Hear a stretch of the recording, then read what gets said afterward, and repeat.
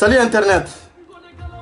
Mande kaw abe cogo di kibaraj men de be ko basi tawla ala kana bas kambela jelena kaw fo ka walmando foli mini dantala abal make de do agas 24 iba wan ambi fo ki walmando foli mini dantala ibisi ga barala mone bodde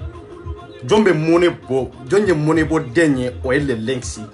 jonje mone be denye o e manika famille mamburu ye jonde mone bo dewnye o e eperi mamburu ye jonde mone bo dewnye o e mali de nyumo ye faso kanu bagaw ye. C'est ça la vérité. Mandenkaou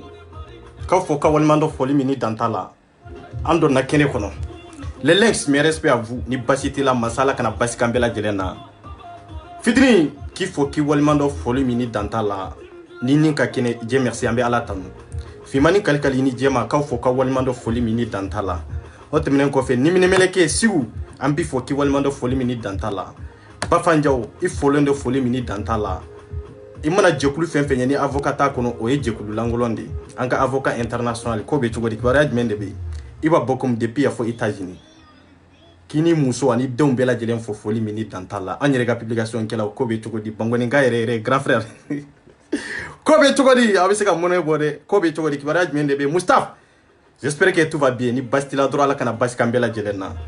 Ah, Mokhtar ko be chugodi. Nere flanto nyogo babi abe chugodi baraj mende be ni bastala ala kana bas kambela jelen na. Ras 24 ka soldat Daniel Rus Blende Icon Aziza abena jiren folonde kenen kono foli mini dantala bamana waliju no e jobala an grand frère ba anka waliju ba amba foka walmando kenen kono ya ambe kuma fenfenfo ambe sayi olu no de la yemunu foka teme ambe sagolu de la ko expliquer adama dewni non te kurawere tambolo korlende do Ivan grand frère mbi foki walmando foli mini dantala baskoma au folonde mamadou les sages bela jiren folendo tonton biki respect à toi ni bastila ala kana bas kambela jelena solo tamani I folonde kenenka ye nyamagala mi ye horonde ye ladiri de I joyoro fa nyamagala ya te maka dambe boala nyamagala ya te maka horonya boala me e ka horonya ina nana chugo mi depini ye domi solo tamani e ka horonya bibolo oke chugo de la wallahi ambi fo ki walmando foli mini dantala eper kanu faso kanu man ka fami kanu koso ki fo ki walmando foli mini dantala hakina bebe nyon fe mandenkaw be to tesega fo me hakili be bela beka krengere kanyesi yere kuma mandenkaw wansigira kene ka aya soro suro fi mambora aye faso kuma sulu de no e dani mo min tara to elema amfa ke anam moke anam kroke ka foko ko alebe arna kriya kenai pour que kaseka les links labi pour que kaseka manga famille labi non ale ka do ko akata gidi fe ne laidu de 17 ni moma awte tugo abene na oka gidi de tie aya fae ko 24 mi nyemin ke kunu ko akabo ka demanti ou bien nye chemunu to fe ka bo ka demanti kuma be ni nyoro de kaw anteta yoro jano na ote kele do aya nyanyini ka do aw ma ko kele saratezi e ka saratezi dankera ni dani fo kata mo de wele ki to yelema ko ronya be mi dambe be mi bon male on beta sigi kaw de lame kaw de laje ka foko ko vraiment ko be chien fo ko be faso ko kele la yoro jimi faso be joni kanka faso be joni kanka wa ay dani la jena so faso be joni kande ka mais à vrai dire projet mi mbambolo an n'a kun ye malien den bɛɛ lajɛlen de kama faso den bɛɛ lajɛlen ɲuman ni juguman hali ni tɛ maninka famille fɛ an b'a da ka hɛrɛ bɛ s'i ma parce que armée tɛ jamana o jamana la basigi tɛ hɛrɛ tɛ bɛn tɛ karama tɛ donc n'aw ye armée Mali dɛmɛ n'aw ye armée Mali den minnu bɛ k'u dɛmɛ falatɔ minnu bɛ k'u dɛmɛ e b'anw fɛ e t'anw fɛ o a mana kɛ cogo cogo e bɛ don ka hɛrɛ kɔnɔ e bɛ don a basigi kɔnɔ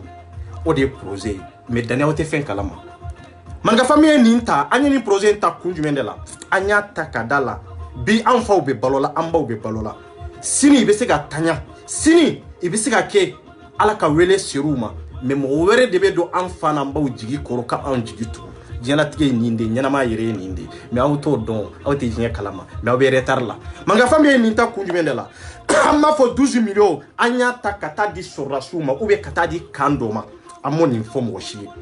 mais ni hasiriya kora adamaden dusukun na i tɛ yeleke tugu i t'i ka fɔta dɔn o de ye sederi mamuru ta o de ye arabadi n'a nɔfɛ mɔgɔw ta ye an b'a fɔ 12 millions k'an y'a warijɛ de ta ka taa di kan dɔ ma k'a fɔ aw k'aw yɛrɛkun dɛmɛ n'a ye non an sigilen tɛ o kama n'o don fana sera o tɛ dogo maa si la mais an m'a dabɔ o kama et puis an tɛna kɛ o kama c'est ça nafa bɛ min na anw ye anw ka yeta n'an ka fota n'an ka kɛwale ye min yira na an ko de 12 millions c'est à dire an ye projet min ta projet ye mun de ye c'est à dire i ye hakilina dɔ ta hakilina min n'a bɛ se ka jamana la avancer n'a bɛ se ka maaw bɔ nɔgɔ la n'a bɛ se ka maaw ka avenir ɲɛ n'a bɛ se ka na ni basigi ye jamana kɔnɔ hakilina min ko projet k'a ta k'a sɛbɛn k'a yira malien den kelen kelenna bɛɛ lajɛlen kɔrɔ a y'aw ka hakilina ta nin na a y'aw ka dɛmɛ kɛ nin kɔnɔ pour que an den minnu bɛ yen n'u faw tora kɛlɛ kɔnɔ n'u taɲana n'u baw tora kɛlɛ kɔnɔ n'u taɲana an ka fɛɛrɛ ɲini bɛɛ ka den kelen kelen ta i se ye kelen ye i se ye fila ye o i ka se k'a ta a wari man ca dɛ kalo kalo i ka 2000 d'a ma o tɛmɛnen kɔfɛ i yɛrɛ mana se mana kɛ min ye k'a d'a ma anw y'a nɔgɔya k'a kɛ 2000 de mais n'a tun ka d'an ye an tun b'a kɛ 500 ye mun de bɛ bɔ a la anw de ka dɛmɛ de don an b'a kɛ mun de kama Allah an b'a kɛ ala dɔrɔn de kama an t'a kɛ tɔgɔtigiya kama an t'a kɛ maliyɛndenw ka kan fɛ mais anw de ko an bɛ kɛ an ka armée denw fɛ an ka armée minnu tora kɛlɛ kɔnɔ anw de ko an b'a k'u kama fi sabilillahi o de b'a ni kafiriw cɛ o anw ka jamana in kɔnɔ n'i sigira k'a lajɛ i b'a fɔ ko Mali n'i y'i dusu ta k'i fanga a y'i seko damayira ɲɛsin Mali ma e laban bɛ sa mais Mali tɛ jɔ i ɲɛ na i salen kɔfɛ de maliyɛndenw b'a fɔ askei karisa tun bɛ nin dɔn na hali n'an tun y'a dɔn an tun bɛ karisa dɛmɛ a ka hakilina ɲuman kan mais maliyɛn t'o dɔn dɛ don o don an bɛ kasi kɔrɔlen dɔ nɔfɛ k'a sɔrɔ kura min tun b'an tɛgɛ an m'o kura in jate dɛ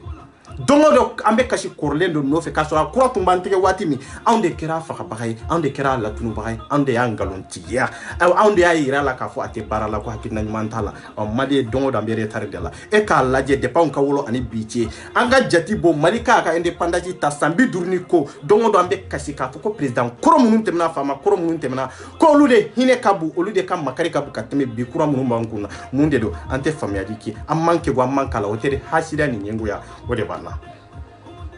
C'est ça la vérité. On de voit un projet ta, anyata, chéman blala, musoman blala, association vraiment blala, encore n'y malien de unde. Mais bi, on de association farla nyonka, anye fantan chaman de me ka falato chaman de me.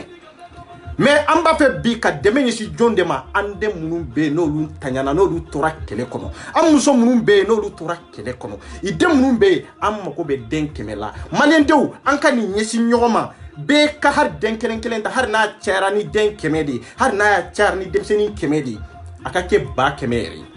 ni maliyɛn den bɛ bɔ a bɛ kelen kelen ta ne hakili la i bɛ ɲani min na yiri kɔnɔ i faw bɛ ɲani min na i baw bɛ ɲani min na i t'o ɲani sɔrɔ de mais anw de y'a desɔn ta epere wallahi an b'a kɛ an m'a fɔ 12 millions k'a fɔ an y'a ta an taara di gendarmew ma an m'a fɔ an taara di polisiw ma an m'a fɔ an taara di kan kɔnɔ sɔrɔdasi kan kɔnɔ a cɛ tɛ a muso tɛ mɔgɔ min y'o mɛn le link se ka video kɔnɔ mais hasira ni ɲɔngɔya aw bɛ taa kuma bama yɛlɛma k'a transformer k'a fɔ maninka famille ko 12 millions ko an y'a ta an taara n'a ye kan kɔnɔ kan jumɛn kɔnɔ e dani aw bɛ retard la sa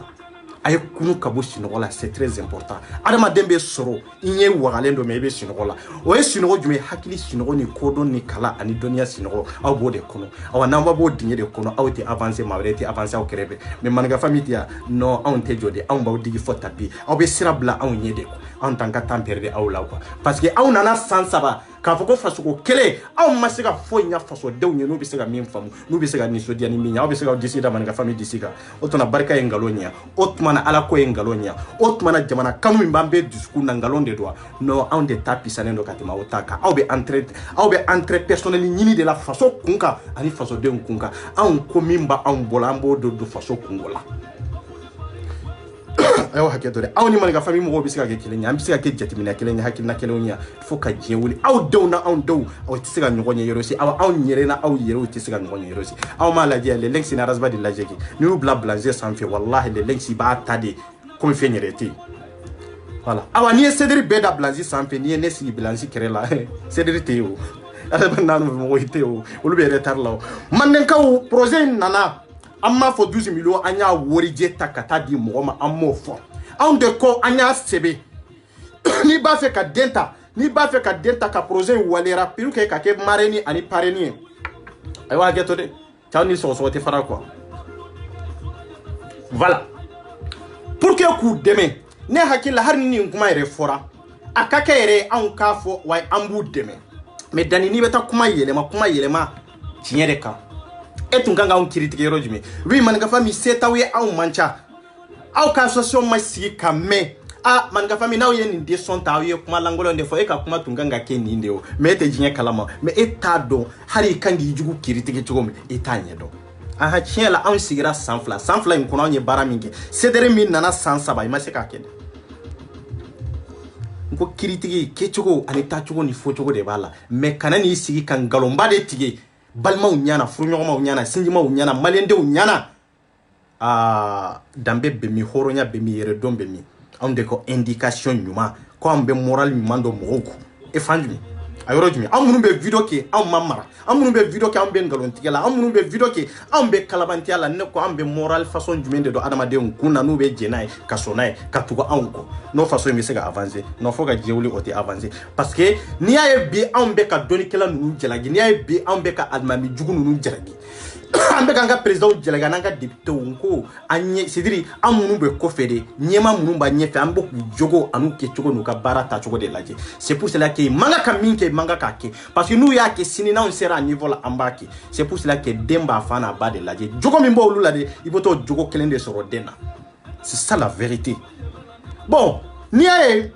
anw fana bɛ nin kɛcogo la n'an bɛ video kɛ ka adamadenw sensibiliser an k'a dɔn minnu b'a lajɛ i bɛ hakilina dɔ de ta n ka kumaw la i dalen de b'an na hɔrɔnya kɔnɔ danbe kɔnɔ i ka confiance de dalen b'an kan a mana kɛ cogo cogo en tant que n'i bɛ video kɛ ni mɔgɔ kelen b'i lajɛ i ye responsabilité dɔ de anw kan ka kuma ni ko ye an kan ka ko fɔ ko min n'a nafa ka bon n'a bɛ an ka lajɛli minnu b'a lajɛ n'a b'u la wasa n'a b'u la faamuya c'est très important nka anw ta kɛra bi n'an nana an sigi ayi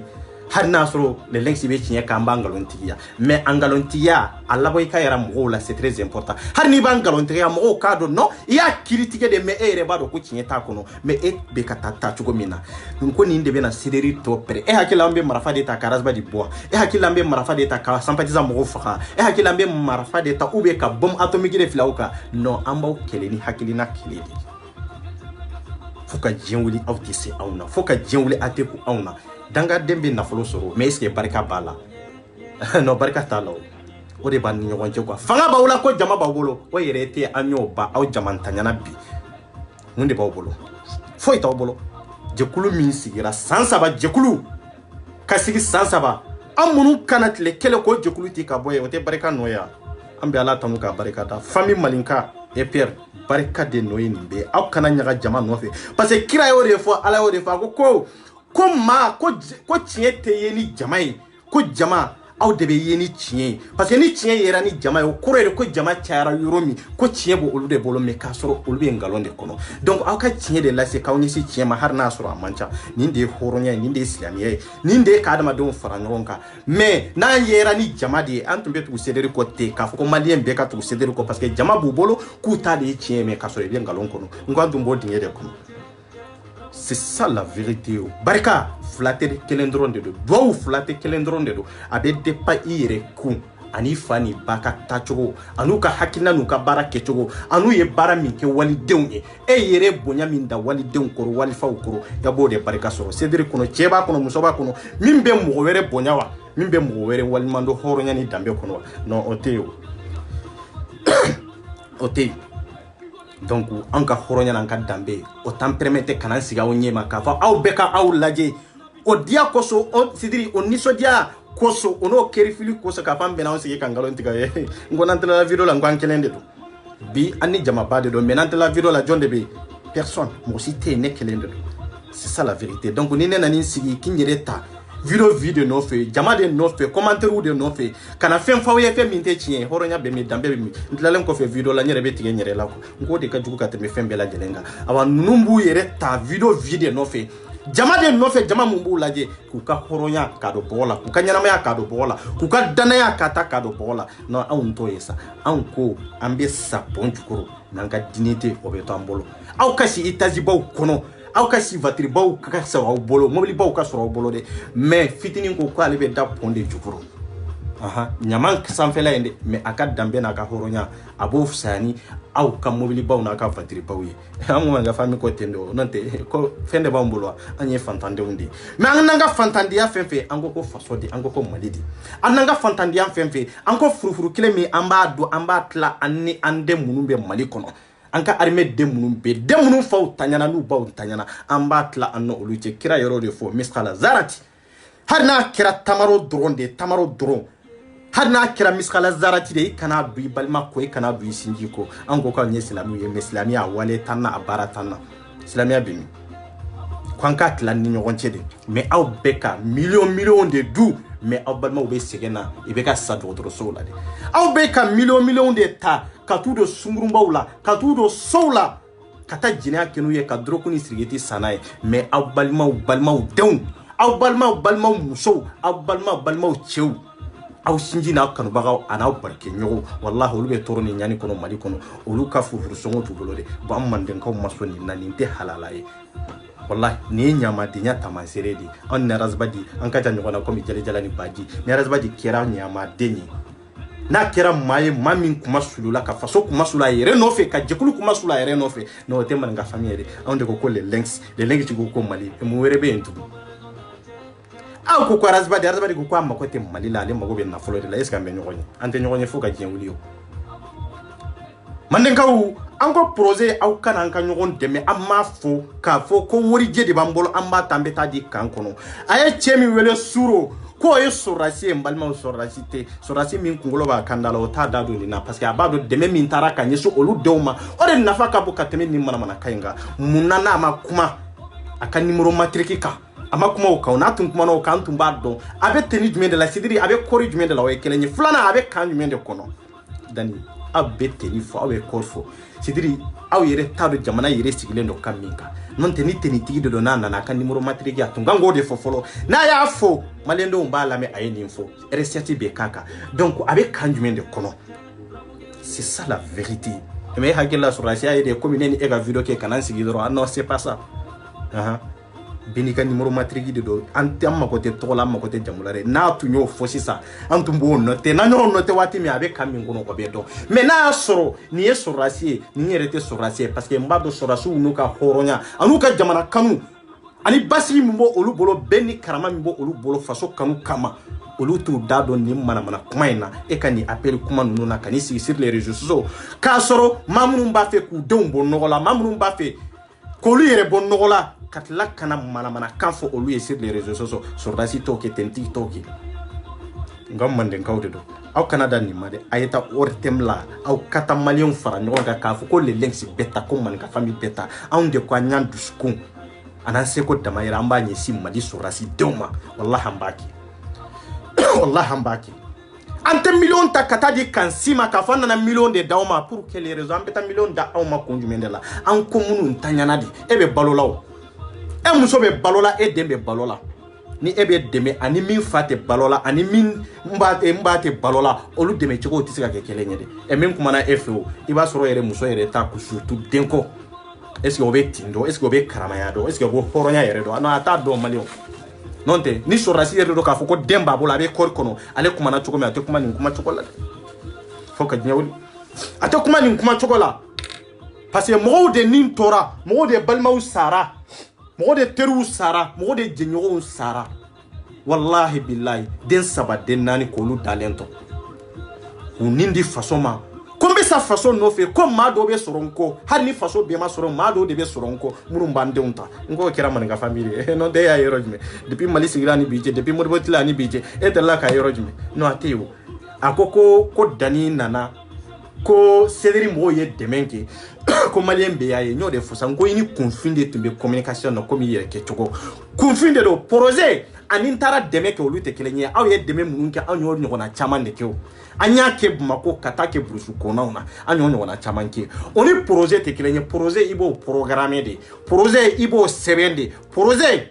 i b'o sɛbɛn de ka na n'a ye k'a jate bɔ ka calculer wari hakɛ jumɛn de kan ka bin a la san joli de don kalo joli de don a kan ka daminɛ waati jumɛn a kan ka ban waati jumɛn a kan ka taa citation jumɛn de kan a kan ka taa tableau jumɛn de kan nin de ye projet ye e n'o tɛ ka wuli k'a fɔ an ka sukaro ni malo san an ka t'o di fantan dɔw ma o ka nɔgɔn ni fɛn bɛɛ ye o Cédric y'o de kɛ anw y'o ɲɔgɔnna caman kɛ anw yɛrɛ ye min kɛ a ka gɛlɛn na aw ta ye parce que anw ye forage segin dugu dɔw la parce que anw ye kolon sɛnɛ dugu dɔw la olu faw bɛ taɲa i denw bɛna k'o kolon kelen in sɔrɔ yen ka miya la donc a bɛ komi ni kira ko n'i ye misiri jɔ ko misiri baraji surakatul jariya de don donc an ka kolon ye surakatul jariya de ye ko n'i ye yiri turu ko surakatul jariya de don awa n'i ye maa kalan surakatul jariya de don anw fana ka kɛwale nin ye surakatul jariya de ye aw t'o dɔn wallahi billahi aw bɛ bɔ dibi kɔnɔ aw ka dɔgɔn aw ka gidi ka dɔgɔ aw ka jɛkulu ka dɔgɔ maninka famille kungo kɔrɔ n y'o de fɔ n ko barika de b'an fara ka bɔ ɲɔgɔn na wallahi kuma ba in tɛ ba in tɛ yɛrɛfɔ ba in tɛ giri ba in tɛ non arrogance ba in tɛ sa arrogance in de y'a to adamaden maliyɛn den bɛ sɔrɔ ka tila k'u bɛɛ perdre kelen c'est ça la vérité kan'i sigi vidéo la a bɛ tan non o t'a ɲɛ sa e tilalen kɔfɛ vidéo la mun de bɛ yen miiri ni tasi ni hɔrɔnya o de bɛ écran kɔfɛ o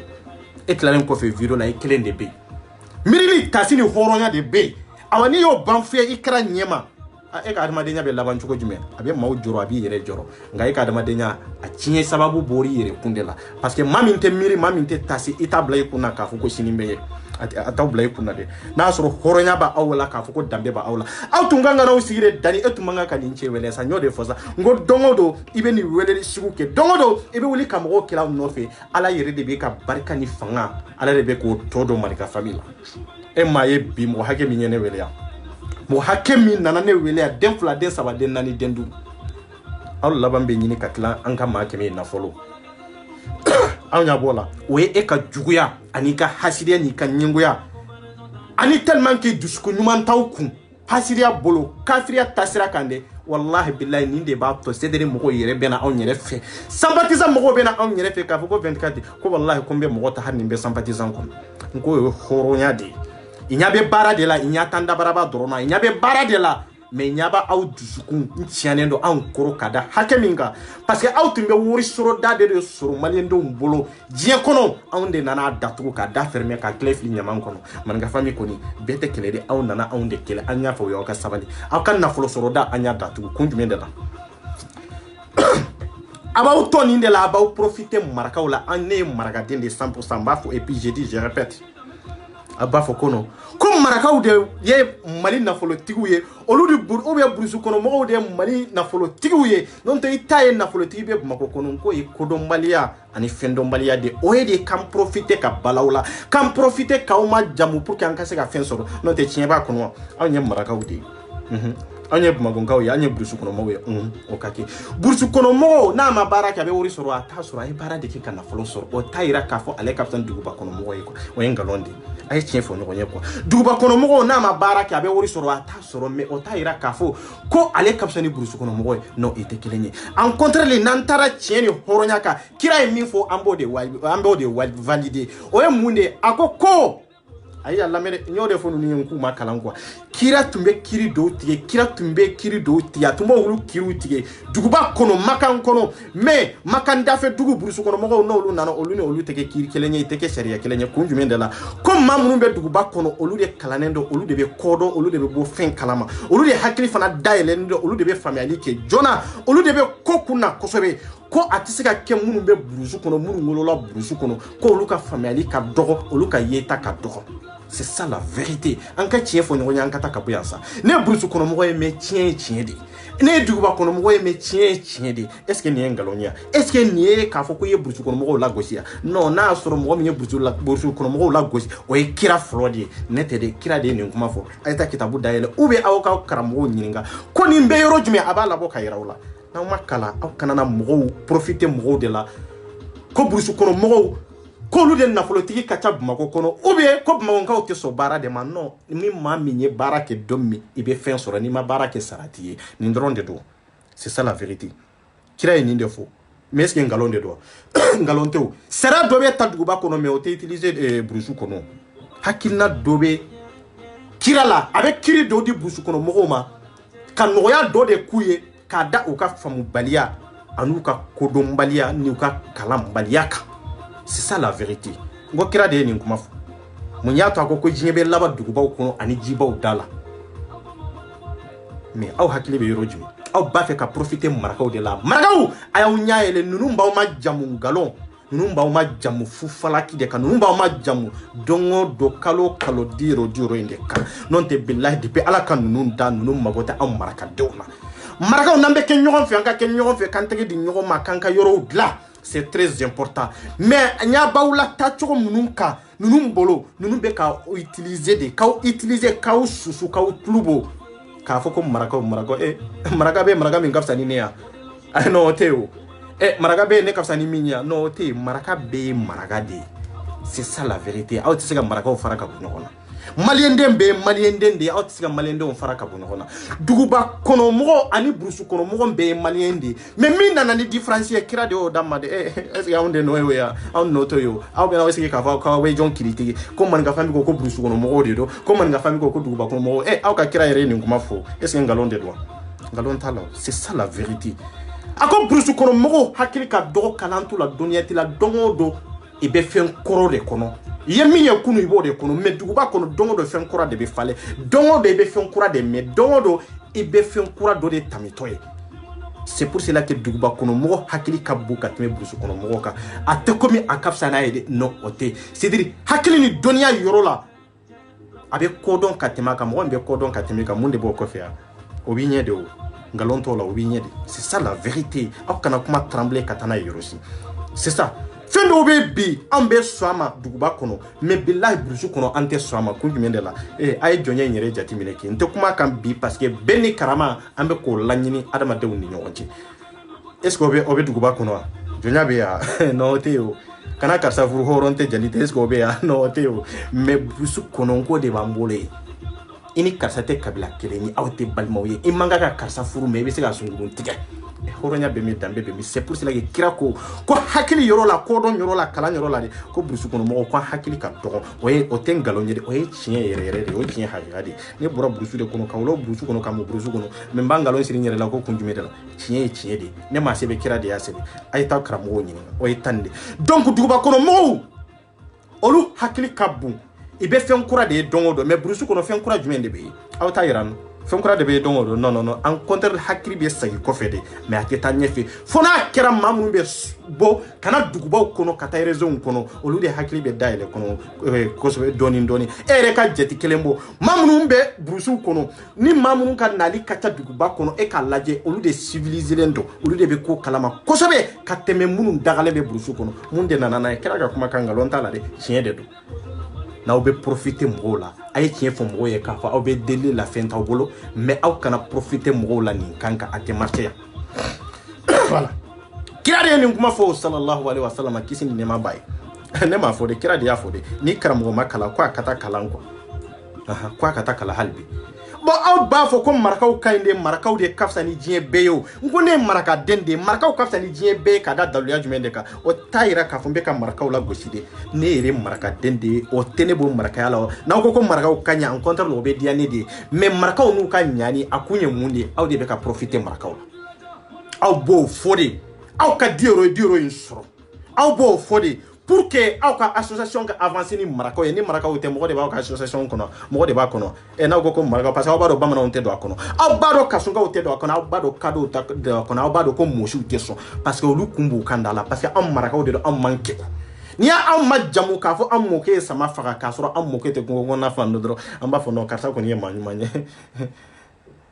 kira ka kumakan tɛ nin ye n ko nin kɔrɔ ye de ko maa min ka hakili ka bon ni ta ye ko olu bɛ ka balo ni ye c'est pour cela que hakili ka bon ni marakaw ta ye i b'an ma jamu dɔrɔn an bɛ wuli an bɛ di yɔrɔ ta k'a di ninnu ma cɛ a y'aw hakili gɛrɛ ɲɔgɔn na dɛ bɛɛ b'a dɔn Sunjata depuis Ala k'a dan a ma zira bɔgɔti mais n'a fɔra bi k'a fɔ Sunjata si ma k'a fɔ ko i mɔkɛ Sunjata ye zira bɔgɔti sini i b'a ye a bɛ nafolo dɔ labɔ k'a d'a ma mais k'a sɔrɔ ko mɔgɔ min bɛ k'a ma jamu o de ka kɛgun n'a ye c'est ça la vérité aw bɛ nin yɔrɔ in de faamu n'i y'a mɛn ko jaliya fɛn wɛrɛ t'a la de olu de ka kɛgun na anw ɲɛ mɔgɔ min ka kɛgun ni ye o de b'i ma jamu n'a y'i ma jamu ka t'i hakili bila yɔrɔ la yɔrɔ min e yɛrɛ t'a dɔn sisan e bɛ content fɛn min b'i bolo i b'a ta i b'a d'a ma c'est ça la vérité n'o tɛ kira tun bɛ yen o jɔn ye kira ma jamu mun na n'u ma kira ma jamu k'a fɔ kira mɔkɛ tun bɛ ta kira mɔkɛ tun ye jɔn ye ko kafiri de tun don kafirin fi kira mɔkɛ tun ye kafiri de mais tun bɛ se ka kira ma jamu n'a mɔkɛ sababu ye mun na n'u m'a kɛ parce que kira y'a dɔn de ma jamu ni nafa t'a la nkalon ni kalabantiya de b'a kɔnɔ hɔrɔn ta tɛ silamɛ ta tɛ c'est ça la vérité n'o tɛ ni ne ma jamu ne b'a dɔn ne mɔkɛ a mana kɛ cogo cogo ne mɔkɛ tɛ kafiri ye o ye kelen ye mais kira mɔkɛ ye kafiri ye aw bɛ ka jɔn yɛrɛ de jalaki aw b'o dɔn donc aw t'o dɔn aw bɛ t'o ni silamɛya ani adamadenya a n'an ka sigi n'an ka danbe a bɛ t'olu de ɲagami ɲɔgɔn na k'a sɔrɔ hali adamadenw tɛ se ka taa yɔrɔ du yɛrɛ la i t'a dɔn silamɛya ye min ye i t'a dɔn mɔgɔya yɛrɛ ye min ye adamadenya yɛrɛ sigilen bɛ min de ka adamadenw t'a dɔn bilen an t'a dɔn ka bɔ arabuya kɔnɔ an t'a dɔn ka bɔ silamɛya kɔnɔ wa n'an bɛ silamɛya contrôle la i tɛ kelen ye parce que arabuya de ka kɔrɔ ni silamɛya ye n'aw t'o dɔn n b'o fɔ aw ye parce que silamɛya ye arabuya sɔrɔ ye de a y'a sɔrɔ kira ye arabu de ye silamɛya taara ka d'a ma ka n'a ka kan na n'o tɛ silamɛya fɔlɔ ma na o n'an y'o fɔ aw ye kunfinw o de y'a to an b'a fɔ aw ye ko diinɛ tɛ faso jɔ a jɔyɔrɔ dɔ tɛ nin ye n ko kira fɔlɔ de nana kira nalen kɔfɛ de ka kɛ arabu ye silamɛya taara ka d'a ma est ce que nkalon de don nkalon t'o la o mais an mana kuma munumunu cogo cogo an bɛ silamɛya contrôle la an bɛ silamɛya n'o ko silamɛya an bɛ silamɛya contrôle la an tɛ silamɛya contrôle la o kelen bɛ jɔn de nafa a tɛ jama bɛɛ nafa maa min b'a pratique a b'o de nafa maa min t'a pratique a nafa tɛ se o dɔrɔn de fana ma mais nin dɔrɔn de don i b'a pratique i b'a nafa sɔrɔ n'i t'a pratique i tɛ nafa wɛrɛ y'a la o a bɛ t'o sama ka taa n'a ye yɔrɔ jumɛn ala ka kɛlɛ mɔgɔ tɛ se k'o kɛ dɛ ala dɔrɔn de bɛ se k'a ka kɛlɛ kɛ n'aw b'aw yɛrɛ ka kɛlɛ kɛ a y'aw yɛrɛ ka kɛlɛ kɛ aw kana aw yɛrɛ bila k'a fɔ ko aw bɛ ala ka kɛlɛ de kɛ dugukolo sanfɛ walahi jɔn foyi tɛ yen min bɛ se ala ka kɛlɛ kɔrɔ bon aw kana kɛ nafigiw ye k'a fɔ aw b'aw yɛrɛ kɛ maa ɲumanw ye ka taa aw dogo diinɛ de kɔfɛ ou bien aw tɛ diinɛ ɲɛdɔn ka taa aw dogo arabuya de kɔfɛ arabuya kiritiri kɔfɛ arabuya danbe kɔfɛ arabuya ka kɛwalew kɔfɛ arabuya ka sidiri i ka comportement kɔfɛ k'a fɔ aw bɛ kuma ni silamɛya tɔgɔ ye o ye nkalon de ye maa caman ka karamɔgɔ caman bɛ yen i bɛ kuma silamɛya kan mais i b'a sɔrɔ i tɛ silamɛya dɔn i bɛ ka kuma arabuw taabolo de kan i bɛ ka kuma arabuw ka kiritiri de kan mais olu t'a dɔn différence jumɛn b'a ni silamɛya cɛ u t'o dɔn yanni silamɛya kana a y'a sɔrɔ kiritiri dɔ de tun bɛ arabuw la yanni silamɛya kana a y'a sɔrɔ danbe ni hɔrɔnya ani hɔrɔnkolonya dɔ de tun bɛ arabuw la mais silamɛya nana ka dɔw la bali ka dɔw la sɔn de mais aw t'o kalama mais tellement que maliyɛnw en majorité an fanga hakili datugura an tɛ kodɔn tugun an bolo kodɔnna dan ye vesti dɔnna de ye an bolo kodɔnna dan ye dulokiba dɔnna de ye non o tɛ kodɔn ye a ye ɲininkali kɛ kosɛbɛ n'aw ye ɲininkali kɛ a bɛ faamuyaliba sɔrɔ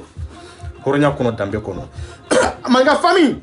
anw y'a ni dango damayira kɛ a ma deli ka kɛ maka de komi aw ko silamɛya susi ye maka de anw mɔkɛw taara kalan maka de aw an yɛrɛ mɔkɛw taara kalan maka de o maka kɛlɛ a ma deli ka kɛ de manka famille ye min kɛ tan de k'a fɔ ko mɔgɔ de bɛ sɔrɔ diɲɛ kɔnɔ association min y'a disi ta k'a da silamɛw ye k'a da militaires denw na nin kɛcogo la k'a fɔ an b'u dɛmɛ f'u ka adamadenya daminɛ an'u ka adamadenya laban an b'u daminɛ parce que o ye kun jumɛn ni ko k'u ka adamadenya daminɛ adamadenya bɛ daminɛ yɔrɔ jumɛn i tilalen kɔfɛ u ka kalan na o ye adamadenya daminɛ dɔ de parce que mama min na n'an tun bɛ k'a ta o t'a adamadenya daminɛ ye fɔlɔ de o ye de an bɛ ka adamadenya de labɛn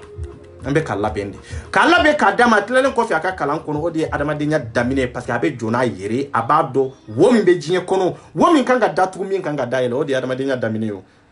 a bɛ datugu a yɛrɛ la o yɔrɔ de la a bɛ dayɛlɛ a yɛrɛ la o yɔrɔ de la o y'a sɔrɔ a ye faamuyali sɔrɔ moi tɛ jɔ ni kelen dɔrɔn de don donc ninnu ye n dɛmɛ fo n ka kalan hakɛ dɔ la fo si hakɛ dɔ la n fana ka n jija n ka se ka mɔgɔ wɛrɛ dɛmɛ c'est ça la vérité mais aw tɛ diɲɛ kalama aw tɛ ko dɔn dani a y'a fɔ araziba de ye sa a tɛ se fɛn min na a tɛ se o la de fɛn min dɔnniya t'a la o dɔnniya t'a la de fɛn min ni on nafolo mine ka do ite so bara ke tugo no ti se ka ki fo ka je wuli non te mo tun jamanen tun te karazba di bo mo tun kafalen tun te karazba di bo nga biya be rojume aya don nafolo de la aya do aku kala de la. C'est ça la vérité. Donc on de quoi en dignité en ta fali. On ni milliards be ka yala me mo be ka sa on ni milliards be ka yala me mo be ka si français on mo ni yere ba o yere ka association kono fantaya bolu la fere bolu la mais on ko an ka fantaya eperi nso ana chew an ko anya nindi mali armée mali ma ambado chemina kuma kun wallahi armete ate kori kono ate fendo wallahi ate fendo wallahi na be fen kalama aya dado kuma mina me ele tara chemenazi itara che nyagami kata kuma nyagami nyagama bol manga fami malion anko 12 millions mi anyafo ama wori je takata di fangasima amba fo et puis je répète anko anya projet de sigi kanana e ayena anka nyogo ne manga bara de kinyo fait mais c'est la vérité non te jamana be joie ni ame ko président ba fo ka ba abe ni wori hakke débloquer ata débloquer projet do de be na abe projet do de ta projet nganga be joli de c'est ça. Bon, on a projet de temps, on a ka pondo jo yamfe, ou bien on bala, ka société de daile yamfe, ou bien on do bala. C'est-à-dire, kata quelques millions sakata di armée ma o projet de a wori ka craquer abebe hacké julima, abebe ni milliard hacké de ma. Voilà. Ya mais abe arasba di nofi. Ne bolo ka fa ye famille ba soro har doni arasba di yere bolo, mais arasba di ma famille surtout en munumba no fait, surtout en munumbe ka ka hakinga defa. Abe sera mo la famille. Non, tu sera mo la famille. C'est ça la vérité. Auga corona ga corombalia tunkanga ke mundi manga famille iye ninki franchement en sona c'est ta yere auto fere ni ka fo titri critiquer kan non quoi c'est très simple ne be ka wala kala ne pour ka ka saka manga famille critiquer quoi ni ma fa yeta auto fen kala ma quoi et tunkanga fo de manga famille awie ni ta c'est ta yere bon c'est de mo de kacha ou bien sympathisant mo be ne bolo awane ba o de ni hacker parce que ni nete out saka ke feni et tumbe so go fo ni be critiquer de comme ya rapper ou ba ke tukomi mais awie o ta ke ni jugu ya de o be là-bas non donc billahi hotel là-bas hotel là-bas ibi kungulo daile ibi benini ni yake juguya fiye kata aw laba aw bena be manaka famille ma wallahi aw laba be retour ke kana mo kele ate to awko mo kele re taw ko folo mbena lo chemunu ba kono olube ne do ne chemi musomunu ba kono olube ne do ne chemi me ika gidi nyi ngaras ba di bene do no de fon ka kabo ki kali maw mena ku kali qur'ana la ras ba di maw mena ku kali hadisala ani fiqula ko ayeni forage ba di ma yeni ki ras ba di ma turu sera jo maras ba di re de do ko ne ko aka qur'ana ta dro kanisi aka grando shela ube ouverture bordel mungu bolo ya kati si wo kono aki kali malende o benyana c'est ça la vérité ma go benende law on mena donata borata ne o refonko tantene bolo ni taben kunde aben ku ote wasoyi prevu abendi ni ame ko chucha no talade nyemunu to fodoro e kabo nu bora sisa arabadi ko ere tobe banfolo e kuma bamanan kanyo ya telimanye ko kobe bamase male on bena do arabadi e munde sugudi jaras badi yere te mo nyana mai obena do ni sen de fe yara mbeka kuma chama fo mo bolo peut-être ambera ba di contour la non oteo mo folo munu be arasba di contour la mo folo munu be arasba di contour la de oyi arasba di yore ni munu be bara la nyon fe olu folo de be arasba di contour la parce que ya do jogo nyuman tala dambe nyuman tala ate ma bonya ate ma bado ate ma denindo auta do go muru de ko fe ka fo ko comme ga famille comme be ka islamu do ya ko nya almami chama ndo ya dani 2001 nani si ka fo am sardini mo ko haidara ko lu ku sembo islamia la manga kuma islamia ka o do haidara tunte islamia o do haidara tunte almamia o do haidara tunte mabaya o do ton haidara tunye munde ebolo malien den tunte ya nko yo defo iko am sardini be olu manga ku dado islamia kon e mo foya karamo jume de tora on mamil legu karamo jume de tora on mangalon siri minna nga manga famille tede an bora ka jikande di ni ka bara kolonke ka irela yeko kolonke zonte wele to fe to were la de zonko zonni zondi me jena kala munye jena kala dronde do yana ngo valide arasba di yere do valide folo ko kalabanti de nafige ngalon tigela de bo karamo mimina na malankola ala obebe choko jumena che mina na malankola de la de obe fode oni ya do est-ce que oli e kelenye ni manyema korize e koma obege choko jumena mambe nyefe na mo korize munu be kofe olu la bambe ke munde nda shido olu la bambe kodi no ngawo ni manga famille tele akoko nye moru doya an kan ka bona dalula de obe moru munu be na utaru dogo kofe ko ke keleke bere maninka famille ma aita fuye ko ku ka dalilu do ta ka dawma dalilu min yato anu doya kaminka e ka ta horonya ni dambe no ka silamia min bu bolode ka ta ka dawma aka bona e malendo ka don ka fo jamman ka famille sigilendo kalabantia de ka maninka famille sigilendo ka bagamogo ma de maninka famille sigilendo ka nin kewale jugu de ke morula ku ka daliata ka dawma ko te tayro jaw e auto sego fo aw ko foke kafo araba de minyan ka bona yake aw ko foke o kanoko na yo fo ambe bona yo ayo fo sa am ye sira labla am masira tugu mo sinye ka fo ko famille kana boni non an ko ka boni daluya de e min be ka fo nana prévu folo kuma bana kan nindi ante mo dogo nin kan kawo amma wote le lensi ka yesa amma kira yo me ambe kira ka hakinna no fe an nyate alala me ambe ka alabatu an duskun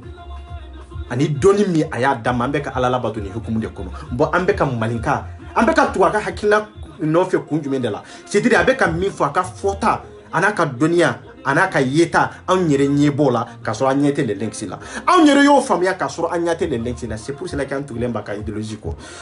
ko tugo de la abisika islamia kuma fo na so mali islamia ka fo ko gela mi be mali kono ka fo ko wallahi ko ambe ka islamia mi fana fo andala mali kono ko ambe ka islamia pratiquer mali kono ko na ya sur an ka islamia ni tiye de kalabantiya ta kono munafaya ta kono jeniya ta kono wallahi foi ta kono ambe gila fen na mali kono anto gila suratu mbalma ngo alama blofudo ala batula sa ala ko ni yake ala bi sarana yede ni ya nyuman ki abi sarana ni ya jugman ki abi sarana ay jati bom munya to kafiri jamana uyanda ko weretere ko ala e kafiru kanu katemanga o yengalon finde wallahi ala mo sibe kitabu foi kono ka fo kafiru de ken na folo tigu yo lu de be jien diabo mbolu de ka jamana dla ka duma amunu islami ya akasa fantala no tunkera makan flege ibeta maka foka boite chenche nyana olu ye munyango islami udedo ngo islami udedo makan dilalendo kateme kafiri jamana doka makan dilalendo kateme francika mengo islami jamana dedo c'est ça la vérité no tunye tien nanye jati kele mine kafiri munumbe ya précisément franci kono yambi wallahi ibena jamana in kono yande olu de bi ta ni bana bila kifura kefu mali kono be ya andu go kanye islami ude obeya no teo yere be joni yere amaya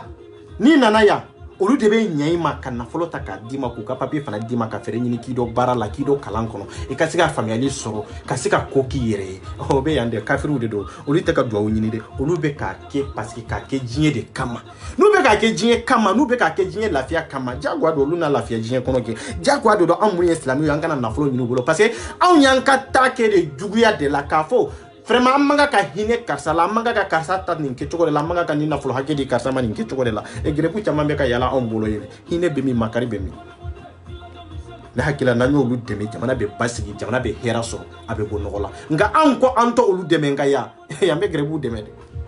c'est ça yambe grepu deme c'est pour cela que ka jamana avancer c'est pour cela que olu ba marano te créer min fo ala min fo bodo ko kafiru kan ka impo mina kafiru la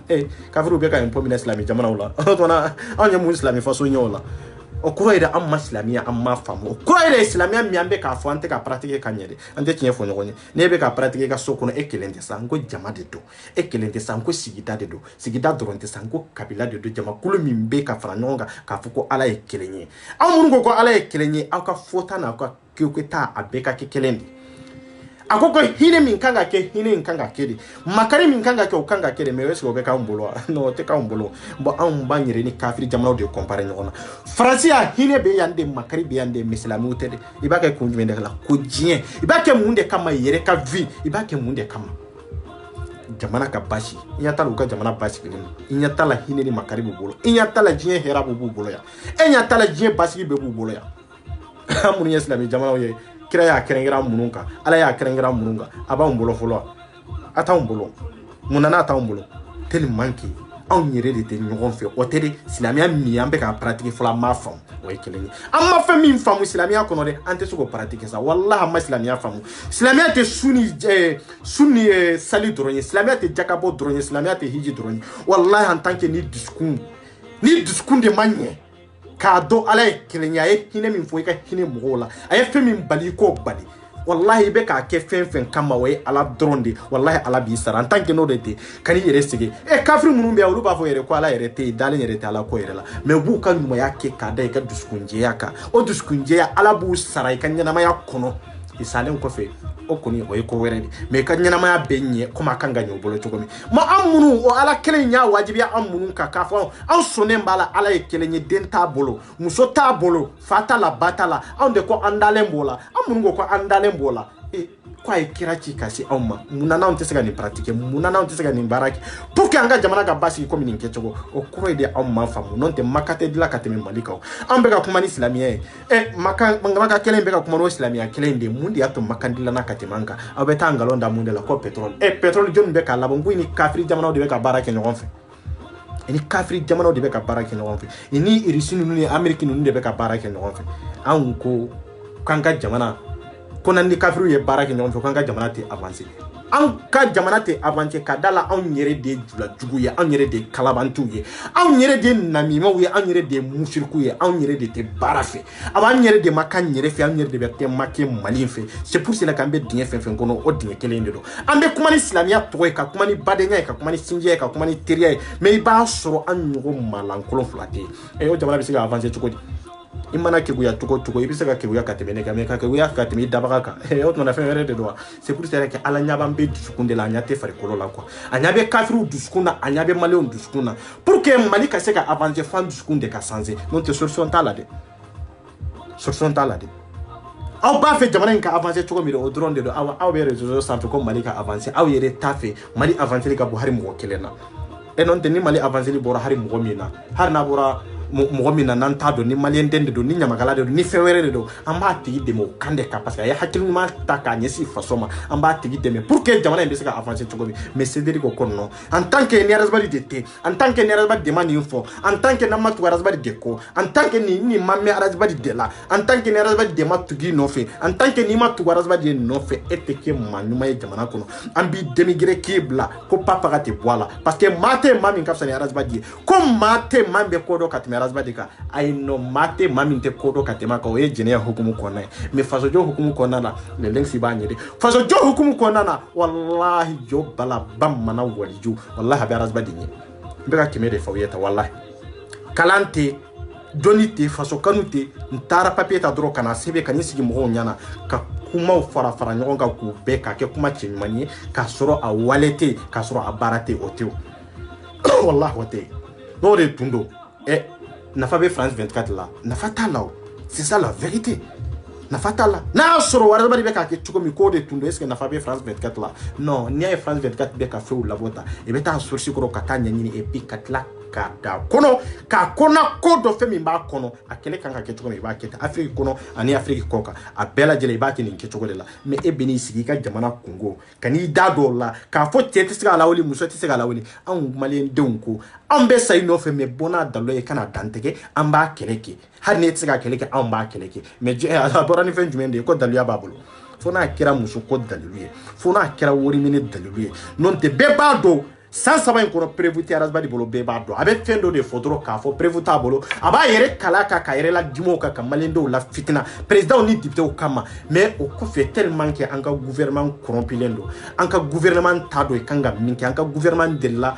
barake balia de la hukumu kona lo fana bu sigilen te ko desaras ba di ni fo na fati ni kuma la tu ce n'est pas la pelle en katemi na c'est pour cela que beta biaras ba de ka pesi kono non te be ba doras ba di be ka min fo c'est faux tienta kono parce que neni ministre chama de kuma na ministre do yene wele ya ba di bo lu do ya har sini aga grand dossier sanfe wallahi billahi ka fo ba ti be ka min fo tien retala muna ni lu ta jate muna no lu te kuma feri parce que prévu de tabolo ni prévu ba bolo muna na te bona ka yara malende una ngo wallahi ngi ka kuma nyetande neno chama kuma na yawo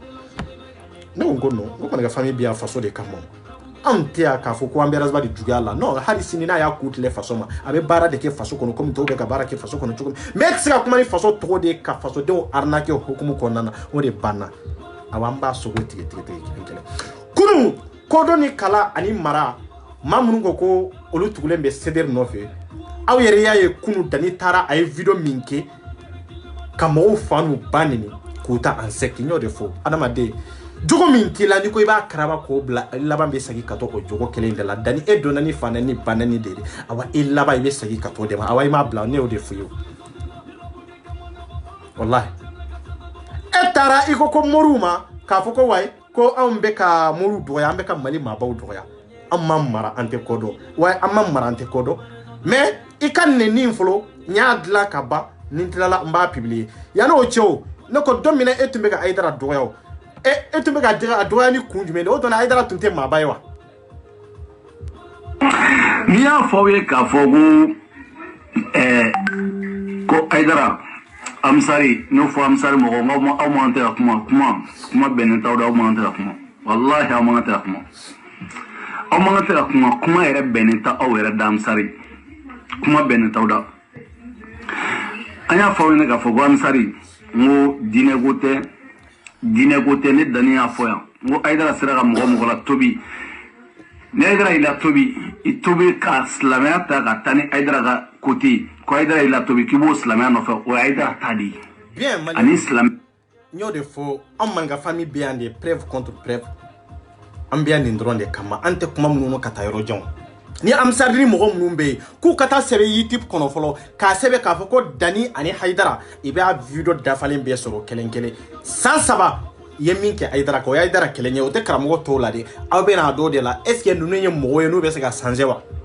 est ce que nous nye mo ye est ce que ni jekulu mi ni makanga to ka no fe ni kodona ni kalangela kanga to no fe vire ngaja ni elere keleni kodi ni ni parti ni nzu edro kaira malendo na danye mundi ya tarafo muni ye kamunu wele ka foko ambe ga karamo do o to na aidara te karamo ye ngwa aidara e jamana mabado di ambe aidara kele kunjume de la anko ma de te sariya sanfɛ ma de te mali sanfɛ an ka kuma ɲɛ nin de aw bɛ min fɔ aw ka kitabu kɔnɔ a y'a waleya aw dama ni ɲɔgɔn cɛ aw kana k'a fɔ aw bɛ min fɔ kitabu kɔnɔ aw ka kitabu dɔnniya aw b'o ta faso kun na an ko k'o de tɛ kɛ parce que diinɛ tɛ faso jɔ n ko n'an taara lagara kana maninka famille bɛ sa nin kumakan in de nɔfɛ c'est ça la vérité a daniya nin kuma fɔ amisardin de bi amisardin mɔgɔw bɛ balo la i ma sa i ma sanze i bɛ yan awa sederi sigira nin de ka san 3 ibe ka odimigre ni ketuko la ibe ka kwa kramgo badwa ni ketuko la awa ay na ni video doye ka foko kone 24 kone ni mbarake aidara la ou bien ko le links ni mbarake aidara la non le links ni mbarake aidara la o video te soro iba soro le links tumbeka kuma do de expliquer aidara kani yere bla ni na kana do ni kono imanga ka do ni kono tani tasiraka ou bien inno fe mo be ka kodo ke imanga ka ke et puis parce que ye mabado di no lube ka ke ni te ka kuma ala be wolo munde la bonne jamana ma. C'est ça la vérité. Les links y est ka conseil di moma ka mo bla sirani manka adama de ni mi manga ika horonya manga ki permette ka do min na manga ka dola les links ka kuma yeli nyoro de dani ni kuma mata ro jaw ni dai dara ka video yawa ha kuma fo ni kono ni ne de do ne te video ke tunga nyana ma ya kono tugu aba ene ni fo cheoche ni ne arrangement 24 de tundo ne ti majamu tugu fo ka jewuli aba ntenda do dala fo ka jewuli awa na soro amsarri silembe dine de ka ani islamia ni jamana kanuni aidara kanu de ka olu te sedri kanu te arasbadi kanu fo ka jewuli ka dala arasbadi de nunumbla et ka aidara traiter tous les noms arasbadi yere de folo bora ka aidara traiter tous les noms ka tamalankula ya fanyene aidara bolo ka sura masa duskona de ha domina tara ya fanyene arasbadi bolo aidara bolo ay munde fo kon non comme aidara go kwa ka wuli memu aka tege fla da ko pour que ka ya fanyina bolo o ye modi nya klungele har na yo kuma fo arasbadi etunkango kyanko yo memu na ni maki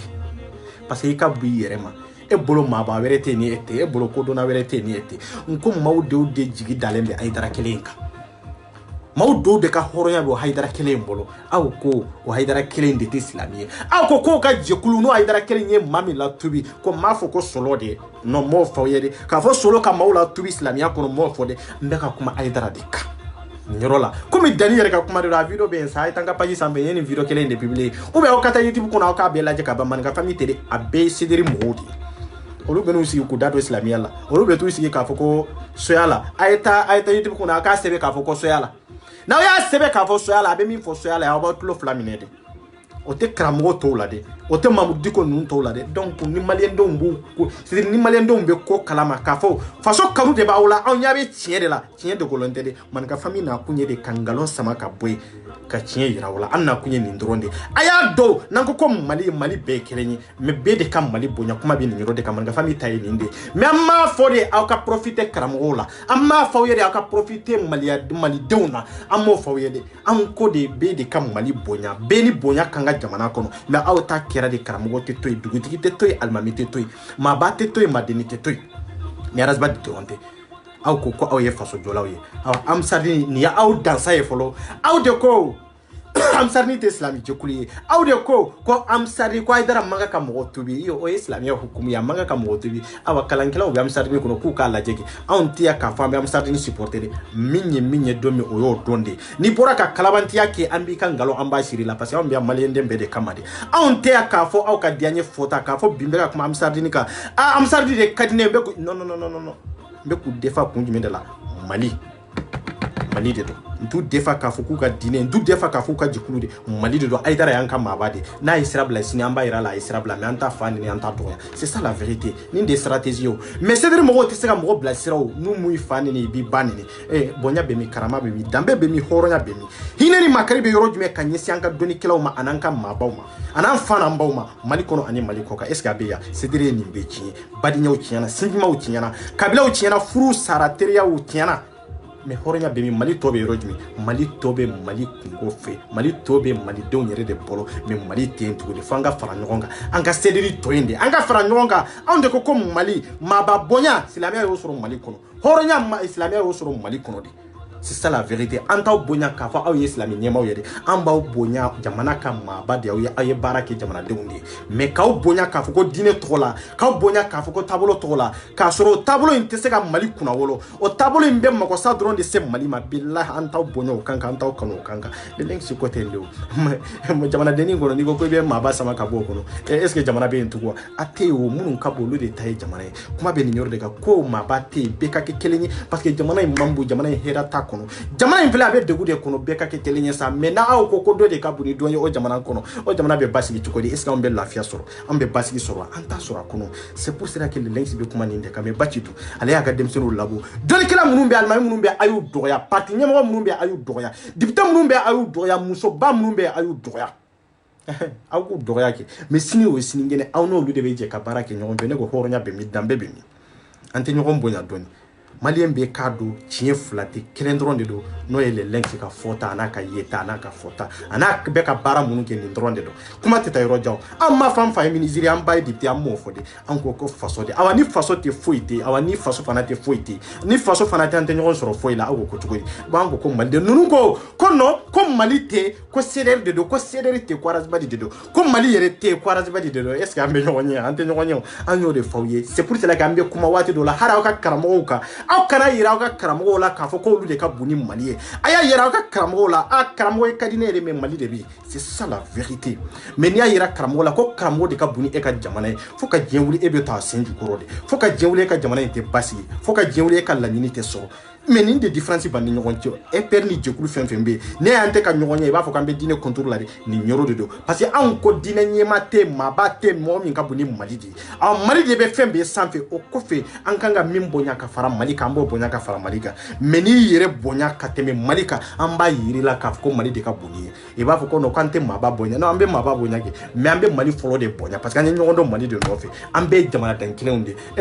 n'i ko Faransi ma yan k'a fɔ ko président de ka bon ni Faransi ye i b'a fɔ ko fa b'i la i b'a fɔ k'i kunkolo tɛ ou bien député dɔ de bɛ Faransi sanfɛ i b'a fɔ ko non k'i kunkolo tɛ ko Faransi de ka bon fɔlɔ après i bɛ député ni ministres ani présidents ɲini fɔlɔ quoi n ko nin de ye jamana ye n'i y'a ye jamana caman avancé nin kɛcogo la fɛn wɛrɛ tɛ dɛ i ye jamana de ka bonya ni jamana ka karama ni jamana ka basigi i y'o de ɲini fɔlɔ maaba fɛn fɛn b'a kɔnɔ i ka maabaya bɛ sɔrɔ de i ye bonya min kɛ jamana ye i ye jɔyɔrɔ min kɛ jamana ye o de b'i kɛ maaba ye jamana kɔnɔ i bɛ tanu ka da o kan de ka jamana kɔnɔ i kɛra karamɔgɔ ye i kɛra député ye i kɛra maire ye i kɛra maa sugu o sugu ye i ye baara min kɛ jamana ye bonya ni karama min kɛ jamana ye de i bɛ tanu ka da o de kan i bɛ kɛ maaba fana ye jamana kɔnɔ ka da nin de kan mais anw ka jamana kɔnɔ jamana dibagaw maa minnu mago tɛ jamana la maa minnu b'a fɛ jamana ka wele olu tɔgɔ la olu de ye maabaw ye anw ka jamana kɔnɔ an ko an ka baara sɔrɔ an ko basigi kana anw ka jamana kɔnɔ an ko hinɛ ani makari ka ɲɛsin anw maliyɛn dɔw ma o bɛ sɔrɔ yɔrɔ jumɛn o tɛ sɔrɔ fo ka diɲɛ wuli maliyɛnw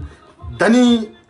mba to tan folo kwa nyo de fonko kele stratégie de donc ta ga video en bembola ntum ba jeme na fato viele la tungwa aya bla ku na kafo wallahi ambe militaire nunu de me projet anya sebende ka sebe kanana e malew ay na nga fara nyon ga ibe eper kono ita kono anga fere nyini be ka den kelen ta yatime kelen ta falato kelen ta fantanden kelen ta munun fa utanyana munun ba utanyana ka sababu ke mali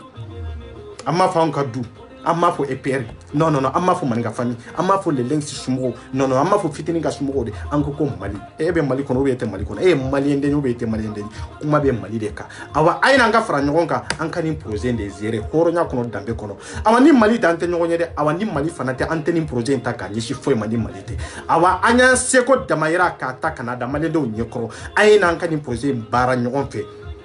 fo domina ni dembunu ambe kula dota fo lu kana ke fama baw ye pour que anga jamana bi se ga bonno la chomi jamana bi se ga développer chomi ka teme an ka génération ka teme an moke ka génération ka parce que ambe dogu fem kono an ka génération an fam nan koro maseka an ka villa be bona on sera kanunu ka villa be mali bebe mais na ma nunu ka villa be ambe dinye fem kono mali be labo dinye kilende kono ala ka barika do mali la ala kana ni hɛrɛ mali kono ala kana ni basigi mali kono ala kana ni kɛnɛ mali kono ala ka barika do le lexi ana nɔfɛ mɔgɔ bɛɛ lajɛlen ma ala ka barika do le lexi ani manika famille eper bɛɛ lajɛlen na ala ka barika do malien den kɛrɛnkɛrɛnna bɛɛ lajɛlen na ala ka laɲini ye mali ko de ala k'an bɛ hakiliw fara ɲɔgɔn kan ala kana ni bɛɛ ɲa ni ɲɔgɔn cɛ pour que an bɛ se ka mali ta ka mali kan ta ye cogo min n b'a fɔ ye ko ilal khair an ka i b'a wale lamɛn fɔlɔ